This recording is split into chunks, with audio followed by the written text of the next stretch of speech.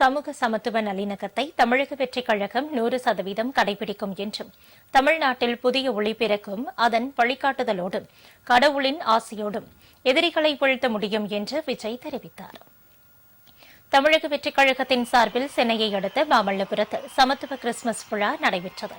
இதில் கலந்து கொண்டு பேசிய தாவேக தலைவர் விஜய் இயேசு கிறிஸ்துவின் வரலாற்றையும் பைபிள் கதைகளையும் சுட்டிக்காட்டி பேசினார்.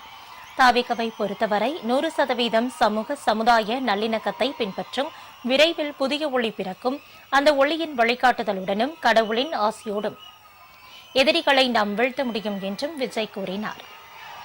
கடவுளுடைய அருளும் மக்களை மானசீகமாக நேசிக்கிற அந்த அன்பும் அதீத வலிமையும் அதுக்கான உழைப்பும் இருந்துட்டாலே போதும். எவ்வளவு பெரிய ஒரு போராட்டமோ ஒரு போரோ இல்லை எதிரிகளையோ ஜெயிக்கலாம் அப்படின்றது தான் இந்த கதைகள்லாம் நமக்கு உணர்த்துது. இந்த விழாவில் நான் ஒரு உறுதியை ஒன்று கொடுக்கிறேன். நாமளும் தமிழக வெற்றிக் கழகமும் சமூக சமய நல்லிணக்கத்தை பாதுகாக்கிறதுல 100% உறுதியா இருப்போம்.